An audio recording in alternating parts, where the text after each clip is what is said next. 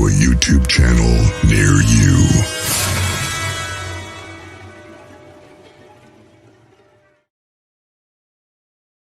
Hello, and welcome to this episode of Spiritual Street Talk with Alethea Jacob. I'm Alethea, and I am delighted that you are taking the time to tune into this episode, and I hope that it will bring you some comfort, some guidance, some insight, or maybe just some thought-provoking ideas to ponder over the next few days, weeks, months, whatever, however they serve you. So for those of you who are new to the show, what I typically do is the first few minutes, I just kind of talk about what's been on my mind and heart, and share any interesting stories about things that have happened during the week. And then what I do is I will present messages from Spirit.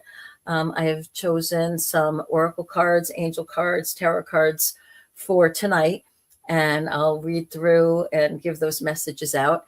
And very often what'll happen is whether you're watching it live tonight or whether you are tuning in tomorrow, a week from now, a month from now, a year from now, when you hear those messages, they're going to resonate with you and you'll be like, wow, isn't that crazy? You know, I just tuned into this episode and it felt like those messages were just for you. Well, good news is they are. They are just for you if you're tuning into them and hearing them. If you are live on the chat for the first time, just a little reminder that if there's a question you'd like to ask or a topic that you want me to discuss or just my opinion about, just write it in the chat, but put it in all caps, please, because a lot of times there's different regulars that pop on and they're talking to each other in the chat and whatnot. But if it's a question that's for me, I'll know that because it'll be in all capital letters. So thank you for that. Okay, then let me just swing back around to the format. So after I've shared the messages from Spirit, then I will open up the chat and take those questions or comments and use those as a springboard for the rest of the show. My intention with this show is that it's your show. This is a place where you can be safe to ask pretty much any question. There's no topic that I consider taboo. If it's important enough for you to ask within reason, I will answer it if I'm able to. And then as far as the intention, it's also to hopefully maybe give you some food for thought or plant some seeds for the future. I look at metaphysical and spiritual things very, very differently than most people that are in this field, because I also spent over 18 years working for a Fortune 500 company as a senior management consultant. I worked as a chemist for a while. I worked for Guiding Eyes for the Blind at their Canine Development Center. I ran a couple of businesses, dog training businesses and other types of businesses. And one actually had 19 employees. So I'm very aware of what it takes to operate in and be successful in the worldly stuff. But part of what made me successful was being aware of the spiritual world, that we are more than our physical body, that there is more to us than just this, right? And all the things that are around us. We do have a spirit. We have a soul. We have a purpose for why we were born in this lifetime, here and now. You know, what were we meant to do? We have soul groups that often incarnate with us. And those are those people that we meet that we're like, God, I know you, I like you, I trust you. And I barely made contact, and yet I feel like you're somebody that I'm connected to. And that's because on a spiritual or soul level, we all said, hey, let's all kind of be born more or less around the same time. We'll come on down. And when the time is right, we'll find each other. And when we find each other, it's usually to do some good work, to be a service to others, to help each other, whatever way it goes. So my intention here is to kind of help make some of the spiritual and metaphysical type topics much more accessible and usable in everyday life. For example, the whole topic of intuition. A lot of people tease about it, and you're like, well, wait a minute. The best business people I knew had tremendous intuition. They had that gut feeling. They knew instinctively, it seemed, who to invite onto projects, when red flags were coming up, what to do to fix problems before they even became problems, right? So we use our intuition in business all the time. We use our intuition when it comes to becoming friends with somebody. We kind of get a sense of, is this somebody that's good or not for me or not so good for me, right? A lot of us ignore our intuition, guilty, when it comes to boyfriends or spouses or mates sometimes. And you're like, you're hearing all the bells going off and the red flags flying. And you're like, yeah, la, la, la, la, la. And that poor intuition of yours is going, really, really? I tried to tell you. And we ignored them. But, the reason we have an intuition, guys, is because it's literally in our DNA.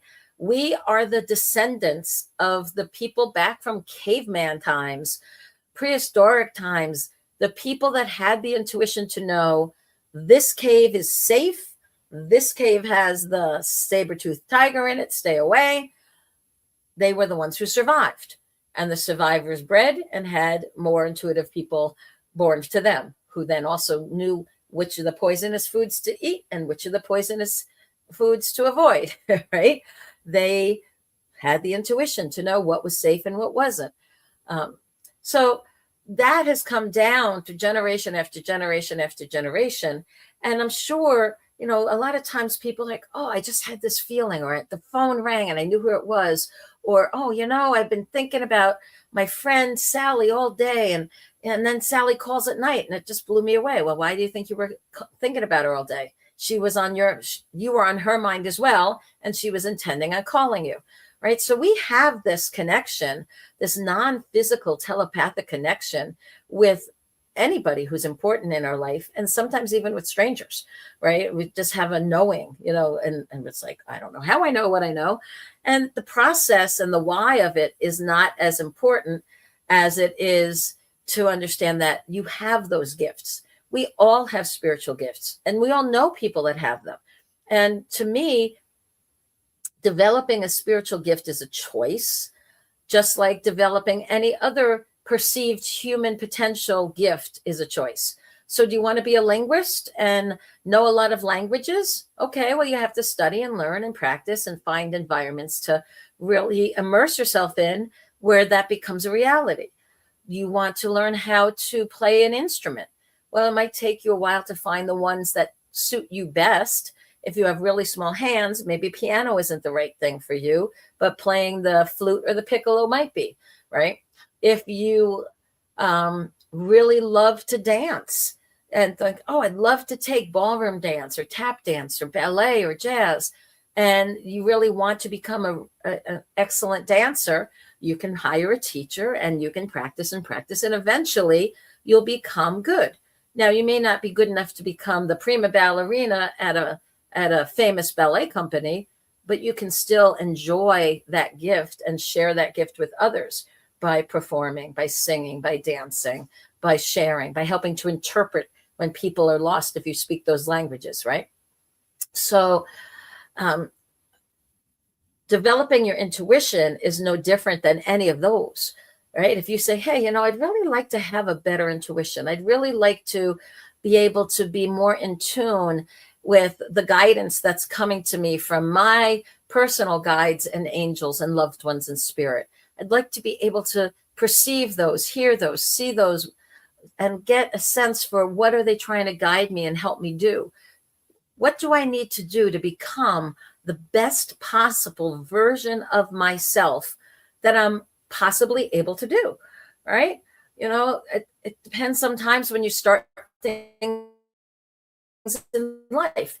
If I wanted to become a world-class gymnast, well, guess what? That boat sailed probably about 60 years ago, because I should have started when I was 3 or 4, tumbling on the mats and learning those lessons. And, you see the Olympians that are performing and you're like, oh my God, they're amazing. But they've also been doing it since they practically could walk. They were tumbling and being brought to schools and practicing and training, right? So there's some that you might say, well, I can't be a world-class gymnast, but I can certainly enjoy watching it. I can get my body in, the best possible shape and condition I can, so there's always room for improvement, and there's always a way to at least explore and have that curiosity about your gifts, those spiritual gifts, the gifts of humanity, the things that are all part of our human potential.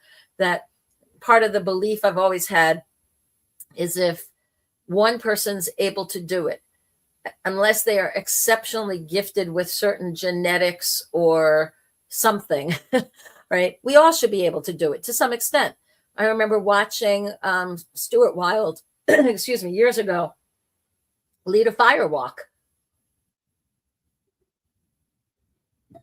And I'm watching dozens and hundreds, probably hundreds at that point, of people take off their shoes, take off their socks, roll up their pant legs, and walk across this bed of hot coals. And I'm like, how is this even possible? My scientific mind was like, no, this can't be, But then I said, well, wait a minute. If they're all able to do it, why can't I do it?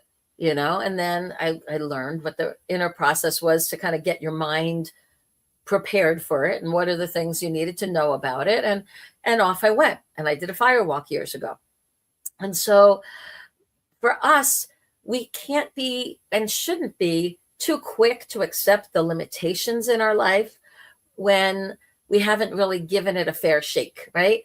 Too many people give up on their dreams before they've even taken one step towards them.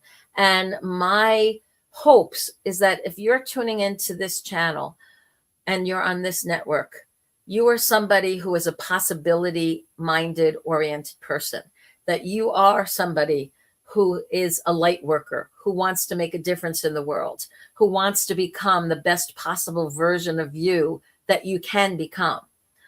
All right. So what happened this week, right? What's going on? So it's cold out there, and it's cold pretty much everywhere, right? So it's nice to hear the stories of, the people that are opening up their homes, checking on their neighbors. They're sharing their warmth in this cold, right? They're showing compassion and kindness for each other.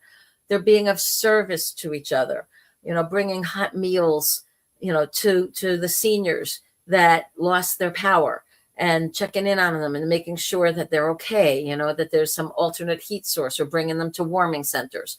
So, there's a lot of good news stories that are out there. I want to talk about two little things that have happened that are more spiritually oriented for me that happened this week. So one was just earlier tonight, a friend came over, and I kept having a premonition of her dropping a bowl of mine. And I have a really nice china pattern that I love. And so as she's doing different things in the kitchen, I'm like, please be careful, please be careful, please be careful. And sure enough, I went to hand her a bowl, and as she grabs it, it slipped and she dropped it, and it shattered on the floor. And I thought, okay, what the heck is the point of having a premonition if it's going to happen anyway? Well, in this case, it wasn't that it had to happen. I had to take different action. So if I was worried about it, instead of me telling her, be careful, be careful, be careful, I should have taken over the task of doing the dishes. I should have cleaning up after the meal. I should have done that, right? Because then if it fell and it broke, it would have been my fault, not her fault. And I may have prevented it if I was more decisive in taking action, instead of just warning, be careful, be careful, be careful, right? So that was an interesting little learning, because sometimes we get these premonitions and we're like, well, if it's going to happen anyway, no. Part of the reason we're being shown these premonitions is so that we can possibly take action to do something to stop it.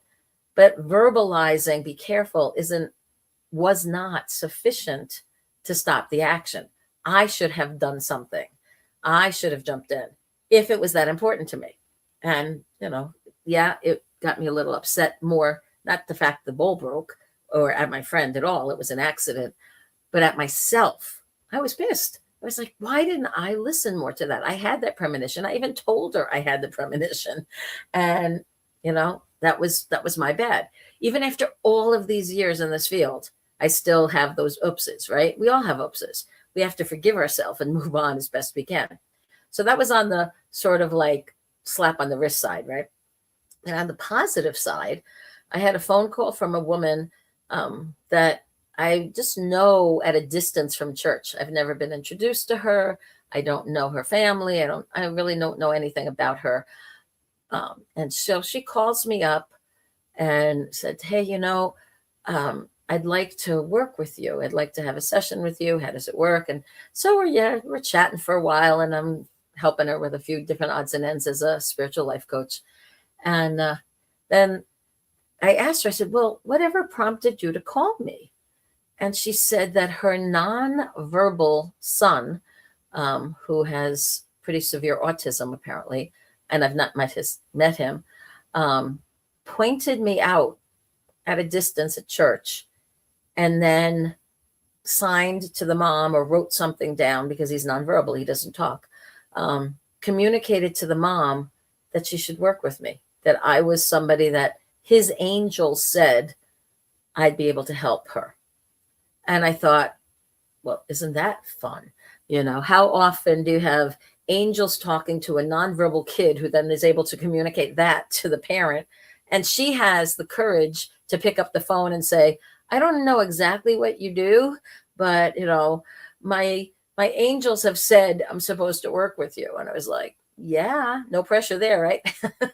But I felt a really strong connection with her. And I'm like, look, we'll figure this out, and when I go to church on Sunday, let me look to find you, and we can meet properly and look at our calendars, and we'll figure something out. So there was this really cool God wink synchronicity of a blessing that came, because she listened to some promptings, and my heart was just open. And I'm like, I'm just talking to her and helping her. It's like, you're a lady from church. I can, whatever. If it turned into business, fine. If not, fine. We're here to help each other, right? We're not here necessarily to get rich off each other. We're just here to help each other in whatever way we can. So that was what was going on for me this week.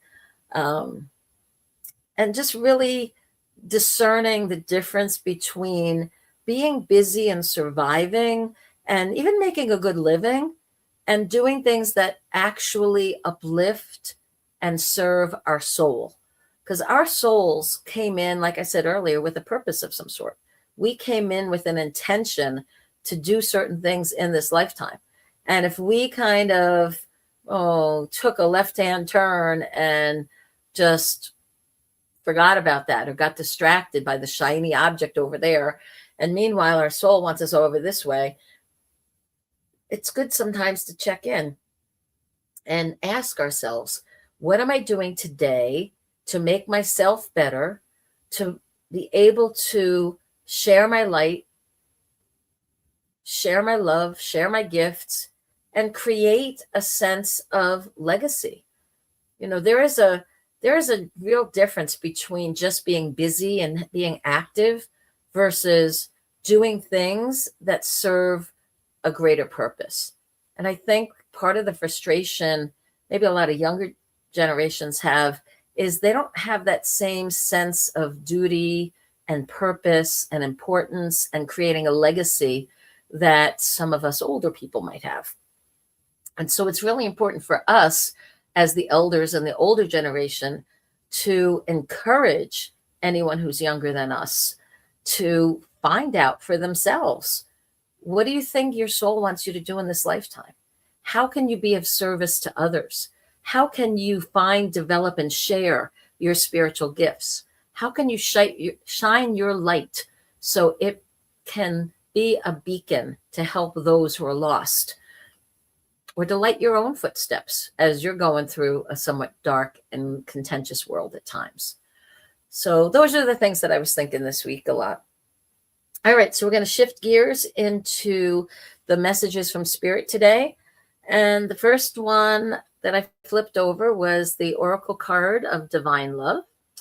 And Divine Love says, open yourself to the spark of light in the core of your heart. Totally accept the complexities of life and the simplicities of creation. Embrace everything and everyone.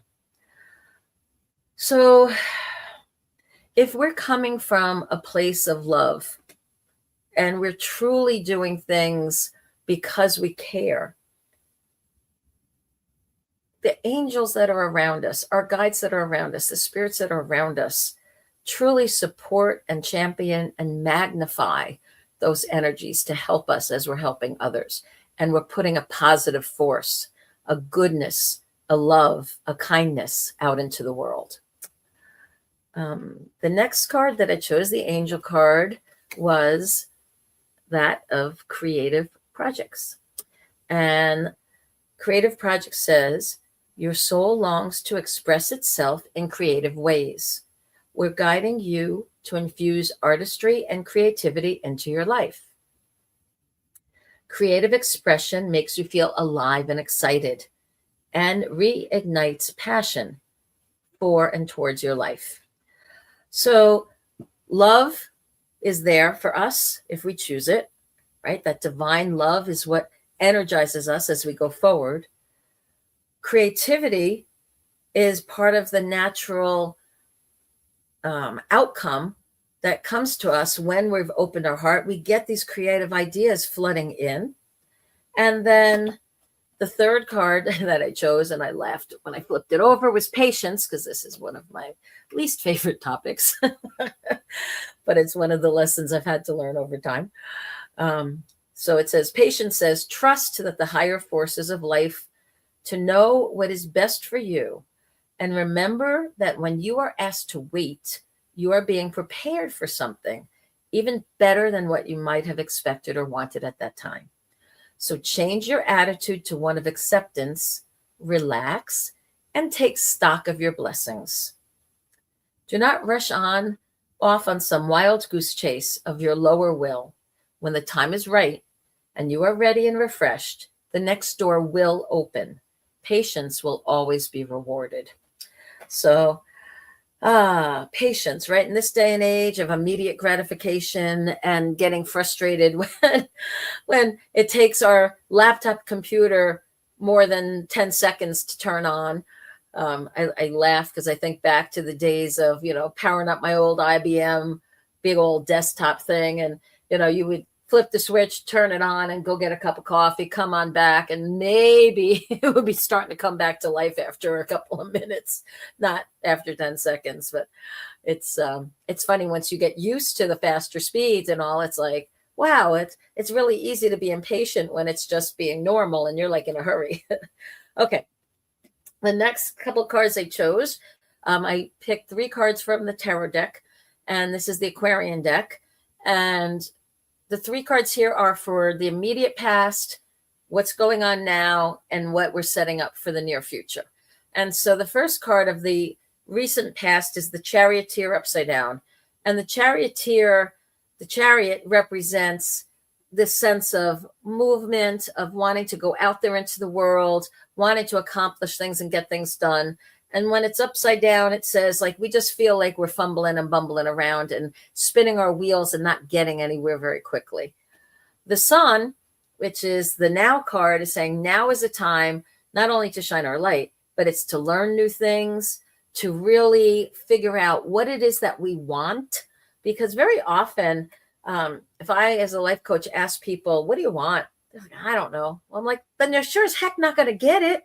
If you don't know what you want, it would be like going into a restaurant and the waiter is there and he's like, what would you like to eat, sir or ma'am? And you're like, I don't know. Well, he can't put the order into the kitchen to bring you any food, no matter how hungry you are, unless you tell them, this is what I want, right? And as long as it's on the menu, chances are you'll get it. And even sometimes if it's not on the menu, depending on the chef, you might get it anyway. So figuring out what we want right now is a big part of what Spirit is saying it's very important to do, to shine our light, learn what we need to, but be really clear about what it is that we want. And then the near future for us is this card. The 2 of Cups is the lower, the minor arcanas card that talks about like the lovers and connections and deep friendships and seeing eye to eye to people and working with people and being on the same page as people. So what this progression basically said is we went from a place of feeling our wheels are stuck as we crystallize our vision of what we want and who we want to do it with, and are under that influence of the sun, and we learn what we need to do, and we're projecting this positivity out into the world, that will attract to us the people that see the world like we do, that we can play with, be with, love, and interact with as we go forward. And then the last thing I wanted to share is I cracked open my book, Portal to Potential, and I turned to a page randomly, and I got this information about being limitless. And it says, you will be beyond limits once they are not even a consideration in your experience of yourself. Free from the impositions of others, pressing in upon your soul. Similar to the paradox where you cannot be aware of having no thought while you are having no thought, you cannot be limitless while you accept and are aware of the limitations. It is only in hindsight that you can notice the state of being where expansion, oneness, nothingness, and everything existed all at the same time. Like the atmosphere around you, when you are immersed in the moment does not exist in your awareness. It is not that you take it for granted, it simply would not be useful. Trying to understand it while it is happening would actually impede or prevent what is possible. So, what I find with this that's really kind of interesting is, I guess the analogy that comes to mind in some ways is you can't be analyzing your life while you're trying to live it. How silly would it be if we were with a romantic partner and instead of just being caught up in the moment and feeling that touch or that kiss or that caress or whatever, right? And just being, enjoying that moment and that intimacy and that connection. Wouldn't it be ridiculous if we were kind of taking mental notes of, oh, I wish you would touch me here or kiss me there or this and that, and oh, that was a good one, or that was what? No, that takes us out of the moment, right? Takes us out of the experience. Part of the reason most people love to go to movies, and even the big IMAX where it's like, it's right there, is you're immersed into the story. It takes you out of the everyday life. You're not sitting there criticizing the movie like a movie critic, right? While you're there, you're enjoying that movie. You're experiencing that movie. Afterwards, there's plenty of time to be like, yeah, that could have been better, or this could have been better, or I liked that, or I hated that. But while you're in it, while you're having any experience in this life, it is so much richer and better to fully embrace that, enjoy it, be part of it, and get out of your head, right? Be present. Enjoy what's happening around you. There'll be time later to kind of analyze it and figure things out. But too often we kind of wreck the moment by pulling out of the moment. And it's like, once you're out of it, it's kind of hard it's like you broke the spell in a way. It's hard to get back in there and really enjoy it. So when I read that the first time, I was like, yeah, I think part of the message there, the moral of the story, if you will, is to really allow yourself to fully experience whatever it is that you're experiencing. If you're enjoying it, ride the wave. If you're not liking it, do what you need to change it. But do it from a place of power within the situation where you can actually affect the changes, and not try to just kind of like take notes or complain or whatever, right? Like, be a person of action when you're there. Okay, so those were the messages from Spirit for tonight. And again, And hopefully they gave you a little bit of clarity or comfort or answered some questions for you. And if nothing else, gave you something to ponder as we go forward. All right, so now is the time in the show. I don't see any capitals anywhere. So this is where we would normally go to the chat. And if people had questions, they would put it there. So, okay, so I'm going to just look a little more carefully. I see there's a couple people that actually wrote things in smaller letters. So I'm going to dive in there and see about answering those questions. All right, so the first is from Lucy. And Lucy says, I need your opinion. My friend just had a baby. She wants to name him Gabriel. I told her it's not a good name. They'll call him Gabe Owners. He'll get bullied, right? Well, actually, I personally like the name Gabriel.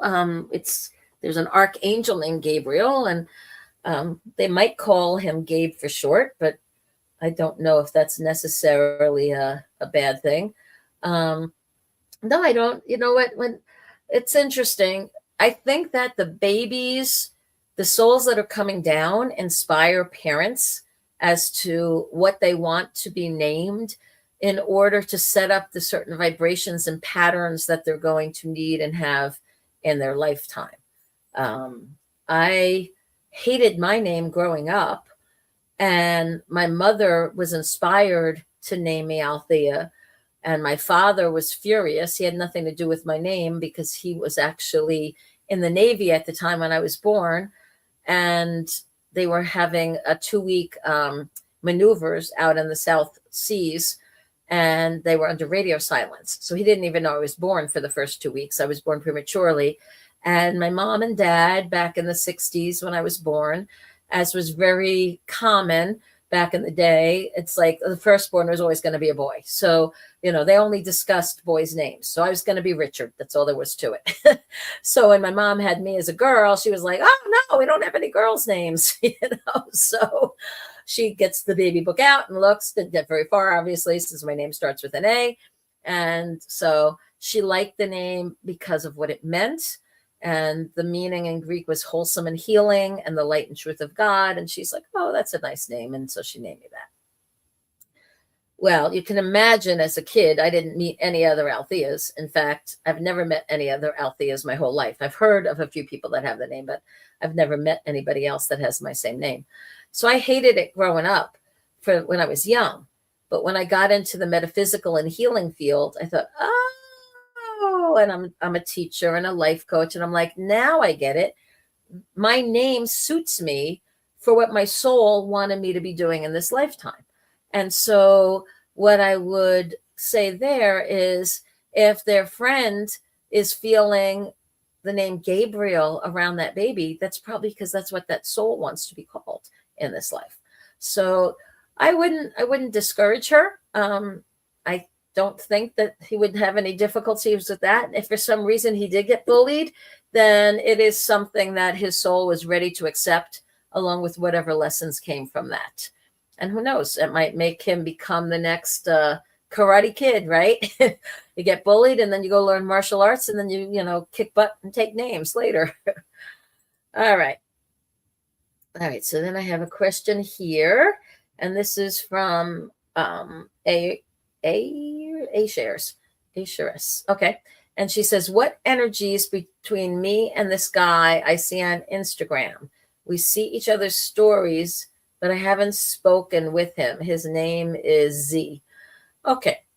So when I tune into energies around people, it's always through the filter of the person I'm reading for, right?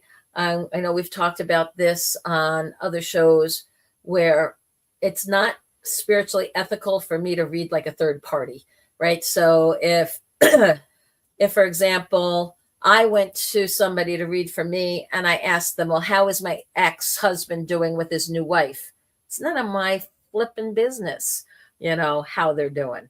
It has nothing to do with me in this moment. And it's truly none of my business. He's not my husband anymore, right? So, so there's a line where we have to kind of say, all right, if you want to know what is the energy that's around you that's coming from that guy, absolutely, that's a fair game. I can tell you that I feel a curiosity. I feel a positivity. I feel sort of an impatience on his end and a caution on your end.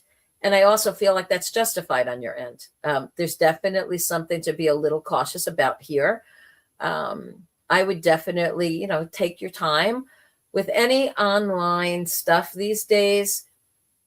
Remember, there's so much that people can create through AI, and there's so many people that have gotten hurt through catfishing.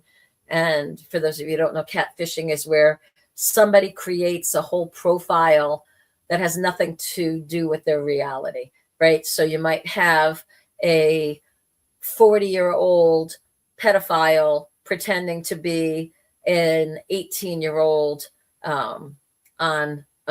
talking to high school kids and college kids, trying to get them to meet with him at some point in time. And, they're really good at putting out the information. Or somebody is pretending to be the other way, a 60-year-old widowed man, and he's hitting on a 62-year-old widowed woman, and, turns out to be a scam of somebody who's in their 30s who doesn't even live in the country, that's trying to eventually get money from this older woman by pretending to be this man, right? So catfishing, it's something that's come up in recent years more and more, especially as AIs become more sophisticated, because people can create incredible profiles, lots of pictures, lots of text, lots of history they can pad into these accounts very quickly with the help of AI. So that if you go to look them up or go back and read their Facebook history and read some of their chats and read some of the things they've posted, it's like, wow, this is an amazing person. I had somebody try to catfish me and telling me they were this colonel in the army and they were stationed overseas in Afghanistan at the moment. But, when they got back to town, they wanted to try to look me up and get together and all this stuff. And I was like, okay, well, let's talk on the phone, before we take any next steps. And then the dance started. And I'm like, well, if I understand, if you're out on maneuvers, that's one thing. But, once you're back at base, you can make a phone call, and what's the time difference? And he didn't know what the time difference was between here and Afghanistan. So I'm like, little hints were going off. And I was like, finally, you know what? Have a good life. God bless you. If you do come back to the States when you're done your tour duty, if you still want to look me up, feel free. And of course, I didn't hear anything back from him because I called him on his bluff. I called him on his BS, right? So you have to be careful these days because, when I looked at his profile, man, it looked amazing. It looked good. There was stories. He seemed like a nice guy. He had posts about him and his mom and how much he cared for his mom and stuff that he did, and you're like, oh, what a good man, right? Yeah, but it was all BS, right? So be really careful out there. So like I said here, the energies around you right now, there's a bit of a impatience on his end, curiosity on your end, a little caution on your end. I think that's appropriate right now. Just take your time. And as you, can verify, what's the old saying? Trust, but verify. Trust, but verify. Okay. Next question was, okay. Funny Valentine is saying, if there's a lot of certain animals, like too many, is it ethical to unalive them and feed the poor? Okay. So this is, I don't know whether it's ethical.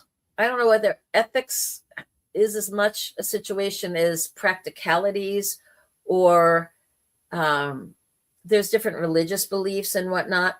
So, for example, I know that in certain states, the deer population has gotten so large and their food source is scarce, that so many of them are starving. The deer were starving to death and suffering terribly.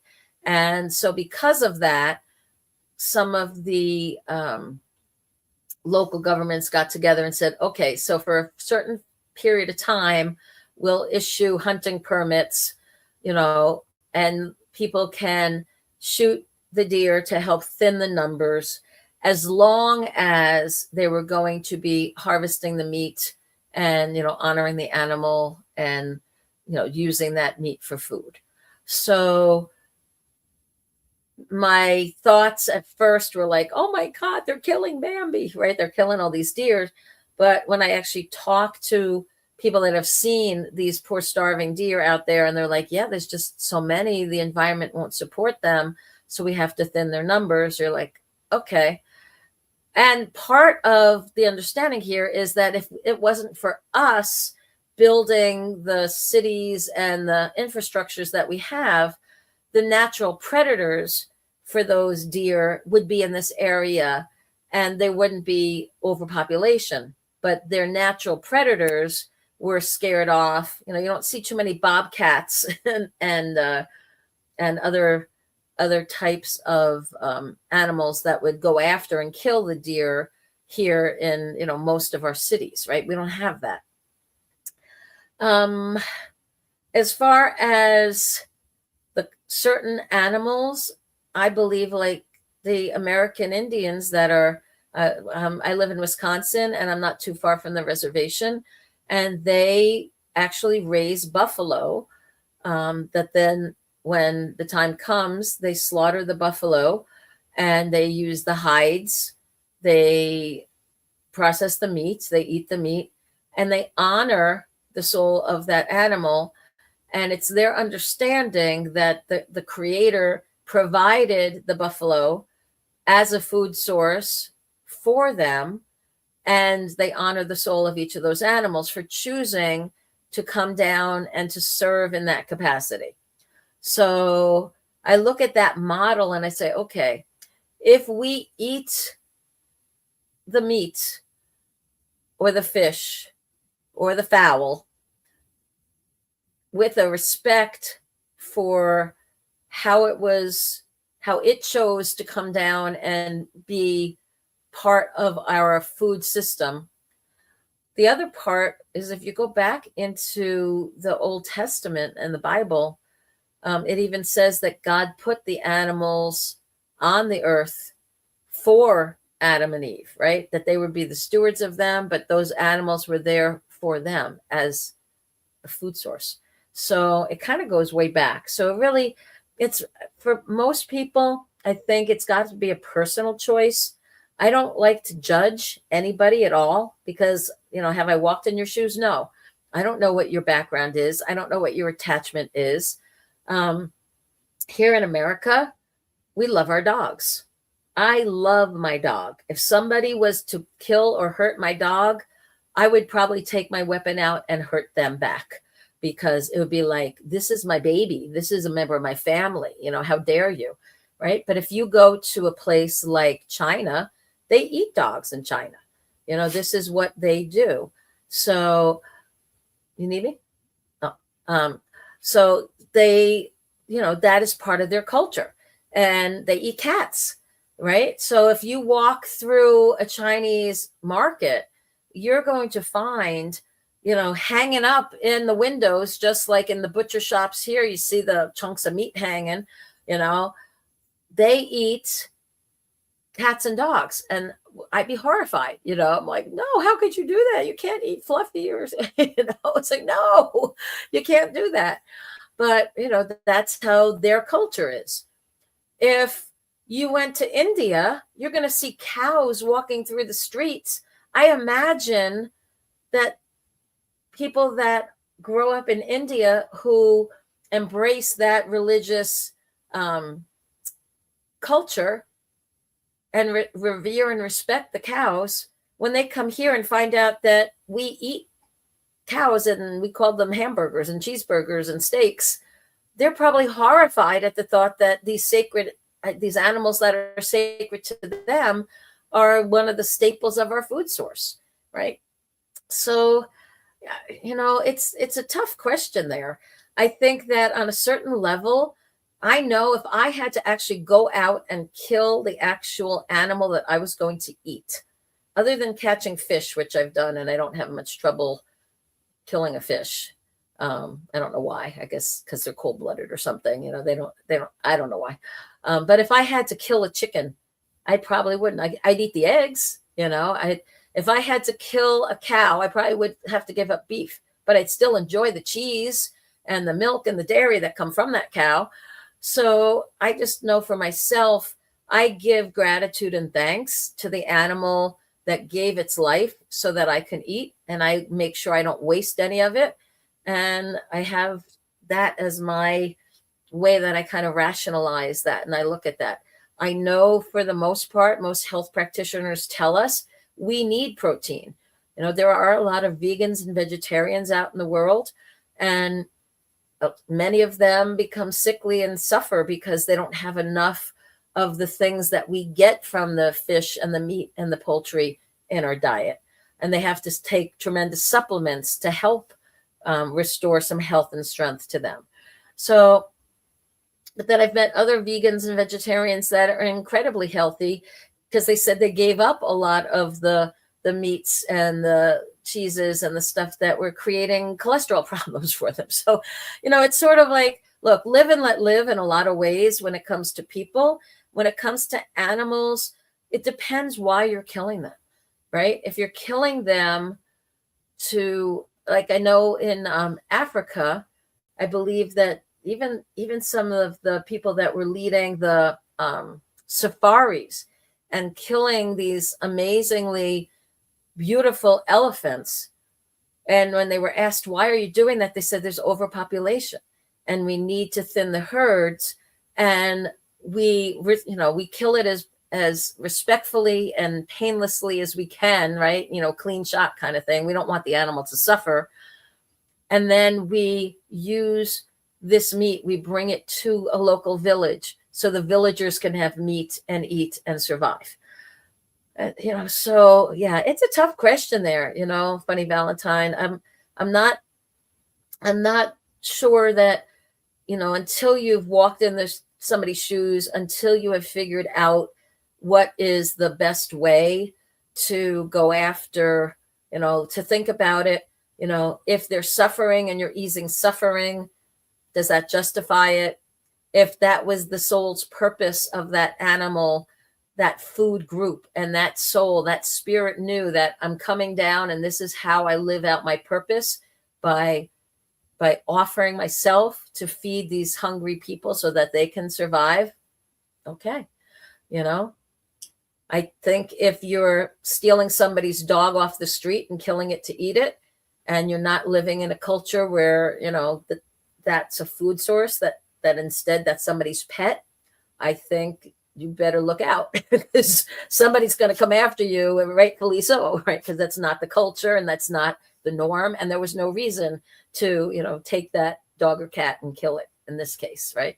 So I think you have to look at things situationally and try really hard not to judge a different culture, because there are different belief systems around the world.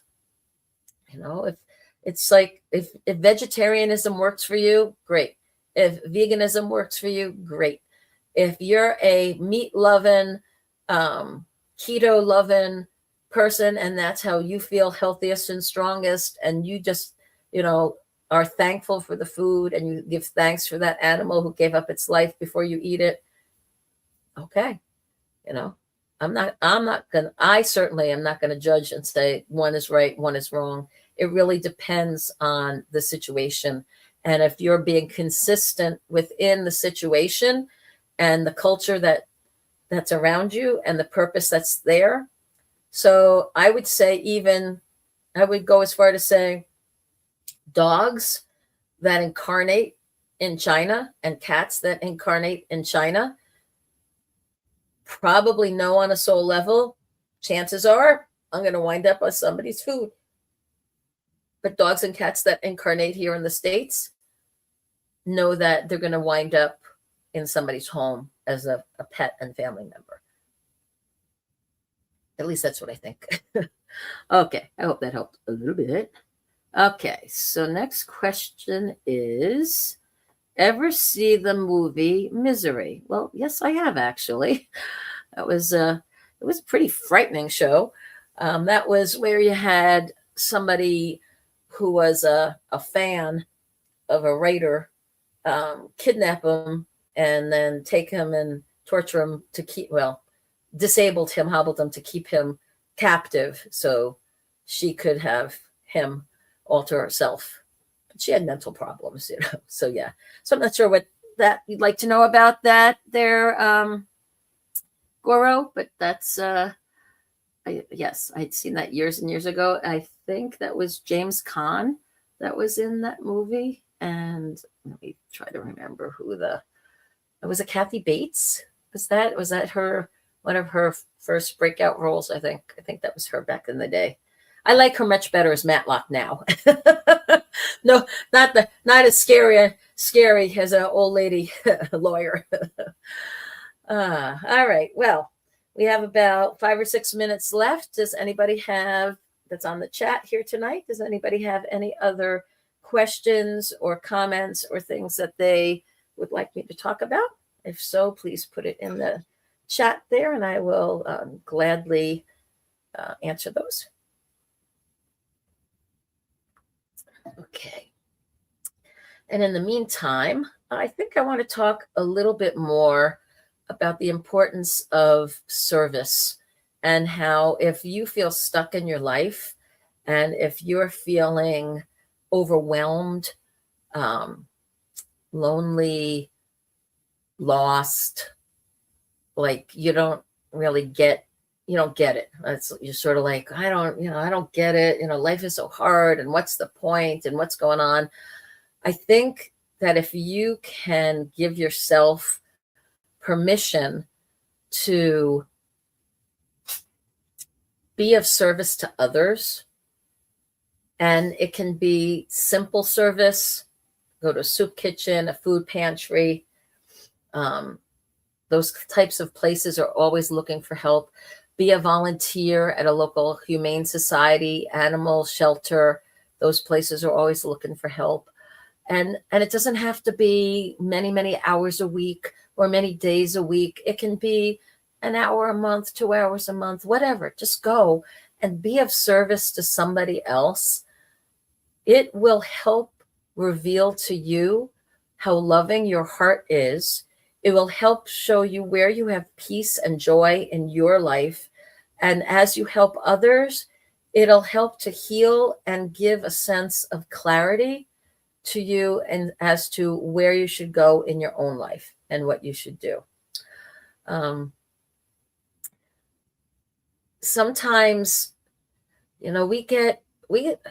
I'll tell you, I was telling a friend just the other day, I have this sense of the Holy Spirit or a guiding, a guide or angel that works with me that will not let me have a pity party. When challenges happen or bad things happen and I'm like, why? And I just kind of want to whine a little bit or feel bad for myself because I'm a good person. Why am I having to go through these challenges? I feel like Spirit kind of pats me on the head and they're like, okay, you can have this pity party for about 30 seconds and then get over it. Everything that happens to us happens for a reason, for us to learn, for us to grow, to us to have more compassion, to build resilience, to gain tools, to get curiosity so that we can go out and learn other things. And so when Spirit, kind of is like, all right, get out of your own way. Stop feeling sorry for yourself. And if nothing else, compare yourself, if you have to other people that are truly suffering out in the world, right? There are people that go to bed hungry every night. We in the States here, for the most part, have it so easy compared to so many people around the planet, right? We have homes that we can sleep in and beds that we can sleep in. We have a roof over our heads and security around us. We have clothing to wear appropriate to whatever the season is. Most of us have more than one pair of shoes, where some people around the world don't even have any, right? We have food to eat so much that obesity is a problem in our country because we have that much excess of food. We have people to love us. We have pretty much stores that carry anything we could possibly imagine we want, from price ranges from less than $1 all the way up to millions, right? No matter how poor or rich you are in this country, you can find something if you're looking for it, for the most part, right? We have access to healthcare, even if it's not the best one, we have access to it, right? We have people that care, and we have the churches. We're allowed to practice freedom of speech and freedom of religion. And even though our politics right now looks like, holy moly, what has happened, right? As we're looking around and there's so much contention and so much gaslighting and so much like perception spinning on both sides of the spectrum, we have a country where, we don't have a dictator. We're not under martial law. We don't have our government turning off our internet so that we can't communicate with the outside world, right? We have all these freedoms. Now, yeah, there's some horrible things that have happened with natural disasters, with murders, with people power hungry going wild. We've seen it. And those are not nice things at all. They're horrible things. And we still live in one of the greatest countries in the world. And we still have so many blessings that when we are facing our own personal challenges and problems and life feels overwhelming for us as an individual. And right now I'm talking especially to a lot of the younger folks out there in the audience that may have tuned in, maybe by mistake, maybe not. But when you're evaluating your life, take a step back and look at all that other people have gone through around you. Look at what your parents and grandparents went through to provide the things they did for you, right? Nobody's had it easy, or very few people really truly have it easy in their life. And so we don't want it to be easy, because that's partly through the struggle that we figure out who we are and what's important to us and what challenges build those characters. And how do we learn compassion and resilience and perseverance, right? So I think part of the reason, Spirit's like, hey, take a minute, take a reality check, before we start overreacting about how hard we have it. When in this age of enlightenment that we live in, go back and look at the history books, read about the lives of the pioneers, read about the lives of the people in middle-aged Europe. Like your head will spin when you think, like, what? They didn't even have plumbing? They had to go fetch water from a well. Yeah, hello. We take so many things for granted. And I think sometimes the disasters and emergencies and the challenges that pop up into our lives do so to kind of get us to go like, wake up. Look at the blessings in your life. Look at the opportunities. Look how people come to your aid. Look at what's available to help you. There was an old saying, and I guess I don't remember, it's scripture or Proverbs or something, but it's like, God helps those who help themselves, right? Stop praying and waiting for a miracle to happen.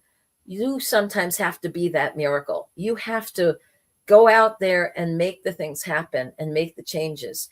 And being of service to others is a wonderful way to get out of your own head and your patterns. And by helping others, you start to feel good about yourself. And that starts a positive cycle of reinforcement instead of a negative cycling of self-pity. All right. Well, that's our show for the night. Thank you very much for those of you who've joined in on us. Once again, this is Spiritual Street Talk with Alethea Jacob. I'm Alethea. I want to give a shout out to Mary and Chris Grizzly, who are our producers and the heart and soul of this whole Bigfoot network. We are very grateful for all the work that they do so that we hosts can be running our shows and sharing our thoughts and our inputs and answering questions and doing readings and basically responding to whatever it is that you guys are asking and hopefully wanting to know more about. And I want to thank you very much for tuning in. And I'm going to remind you to shine your light and share your love and your gifts. Be kind to others. Be kind to yourself. Be unconditionally loving and forgiving of yourself and others. And do the best you can to be the best possible version of you that you can be out there. Create a legacy of leaving a positive impact on the lives of everybody that you touch. Thank you so much for tuning in. I hope you'll join me again next week.